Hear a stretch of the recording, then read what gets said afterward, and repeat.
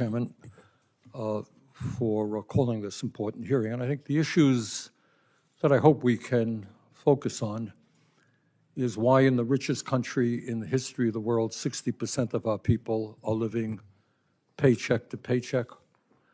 Why today, Mr. Chairman, we have more income and wealth inequality than we have ever had in the history of this country. Why, roughly speaking, over the last 50 years, wages for American workers have been stagnant. You know, when I was a kid, one worker in a family. I grew up in a working class family. My dad worked, never made any money, but he was able to pay the bills, one worker. And now all over this country, if you're in the working class, very unusual if we don't have mom and dad both working and then worried about childcare and everything else.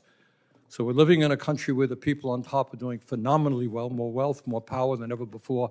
Working families struggle. And we got to ask, why is that? How did that happen? To my mind, one of the reasons is we have seen an attack on the working class, the likes of which we have never seen before. I happen to believe that if the middle class is going to grow in this country, we need a strong union movement. And I'm proud that I have perhaps a stronger record supporting unions as any member of the United States Congress. But today, as Jennifer Abruzzo will tell us, former attorney for the NLRB, if you are a worker out there, literally today, and you form a union, and your company says, sorry, we don't recognize it, there's no NLRB to go to, because the president has fired people, neutered the NLRB. So right now, it is literally, it's not impossible. Workers can organize independently, go on strike, they can do that. And I think maybe Sean O'Brien will have something to say about that. But for the average worker now, very hard. And you have some of the richest people in this country, Elon Musk, Jeff Bezos, who are trying to declare the NLRB unconstitutional, which gives workers very little support in their effort to form unions. So one of the things that I want to focus on is how we make it easier for workers to form a union.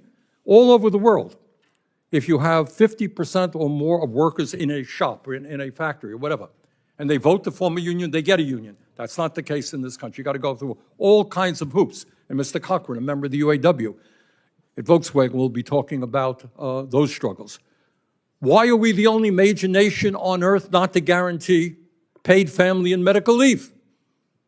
What happens when a kid gets sick at home? Worker has to make a choice. Do I lose my job or do I take care of my kid?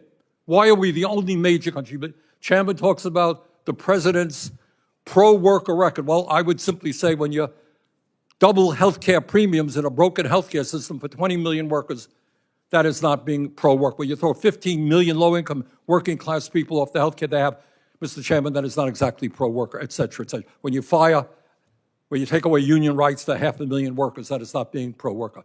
So there's a lot to discuss, Mr. Chairman. I thank you very much